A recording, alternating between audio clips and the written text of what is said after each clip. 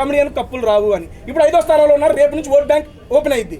మీరు నిజంగా ఆయన ఎంటర్టైన్ చేశాడు, ఆటలాడాడు, టాస్కులు గెలిచాడు, అరే కమెడియన్కి ఛాన్స్ ఇవ్వాలరా అని మీరు అనుకుని ఉంటే ఏమండి గెలుపు అది నేను మాట్లాడతా, మీ ఇష్టం వచ్చినా గెలిపించుకోండి, ఒక 2 స్థానాలు ముందుకు తీసుకురండి. సీరియస్లీ చెప్తున్నా.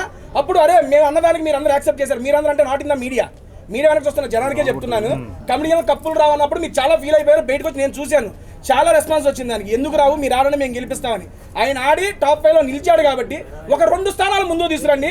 సీరియస్లీ మేము అన్న మాటని సభాముఖంగా వెనక్కి తీసుకుంటాం.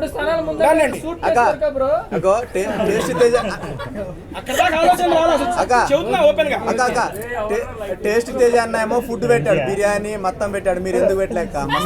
టేస్టీ తేజ కదా అంటే టేస్టీ బిర్యానీ పెట్టాలా? పెట్టండి, వండి పెట్టారు అంటున్నారు. నాకు తెలియదు అన్నీ ఉంటాయి, నేను హ్యాపీగా ఇంటికి వెళ్ళి పడుకుందాం అనుకుంటా. అంటే మన పృథ్వీ అన్నాడు టేస్టీ తేజ ఫుడ్ నచ్చింది మాకు అని చెప్పాను. ఫుడ్ చాలా బాగుంటుంది. రోస్టింగ్ చెప్పండి ఆయన గురించి. రోస్టింగ్ నేనేం చెప్పాలి? ఇన్ని సీజన్లు చూసారు, ఇప్పుడు ఎలా ఉందని అడుగుతారు. చెప్పాలి ఆడియన్స్ చాలా బాగుంది. అండ్ అందరూ 2 నిమిషాలు ఆగునా? సరే ఇంకేమైనా ఉన్నాయి చెప్పండి. అడగండి అన్న.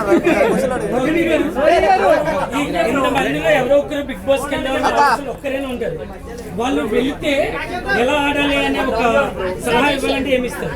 నేను ఎవరైనా బిగ్ బాస్ కి వెళ్తే ఎలాంటి సలహా ఇస్తానంటే, మీరు ఎలా ఉన్నారో అలానే ఉండండి. ఒకవేళ మీ బిహేవియర్ ఎవరికైనా ప్రాబ్లం వస్తుందంటే మార్చుకోవడంలో తప్పులేదు.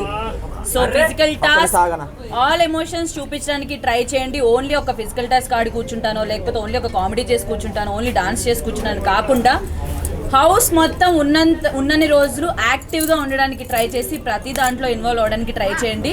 మిమ్మల్ని మీరే ఎక్కువ చూపించుకోవడానికి ప్రయత్నించండి. డెఫినెట్ గా వాళ్ళు కొత్త పర్సన్ అయినా అలా ఏం లేదు. ఇప్పుడు